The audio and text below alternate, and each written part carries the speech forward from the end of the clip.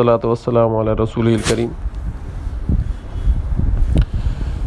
कुरान अरबी के अंदर उतारा है अल्लाह ताला की ज़ात ने, और कुरान की अरबी में ही तिलावत करनी चाहिए।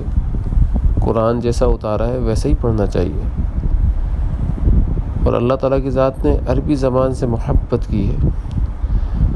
हज़ूर अकरम सल्लल्लाहु अलैहि वसल्लम ने फरमाया मफ़हूम हदीस का कि कुरान के हर हर्फ के ऊपर 10 नेकियां लिखी जाती हैं, 10 नेकियां मिलती हैं।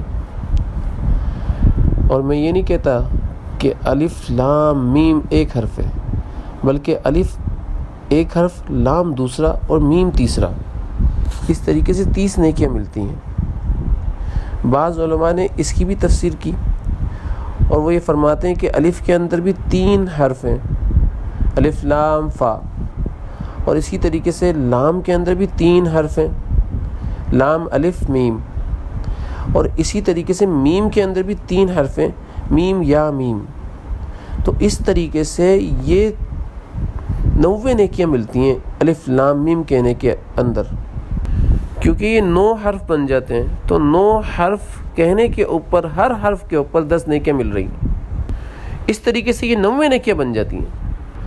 अब अगर कोई शख्स तर्जुमे से कुरान पढ़ता है, तर्जुमा का पढ़ता है, तो तर्जुमे में भी नेकियां मिलती हैं, लिखी जा रही होती हैं, लेकिन तर्जुमे की वो बरकत नहीं होती जो कुरान के हर्फों की हैं, जो कुरान के अल्फाजों की हैं। लेकिन अल्लाह की शान करीम ज़ात है, और अल्लाह की शान करीमी से बड़ा हद तक ये यकीन है कि अल्लाह ताला तर्जुमा पढ़ने की बरकत से, तर्जुमा करने की बरकत से भी खूब मेरे और आपके नाम अमल के अंदर नेकियां लिखे।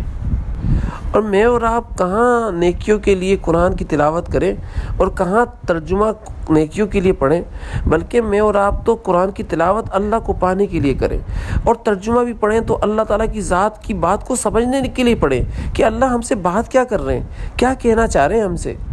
तो बस नीयत अगर ये होगी ना, तो नेकी तो छोड़े, नेकियों का मालिक मिलेगा आपको। वल्लाहु आलम बिस्सवाब।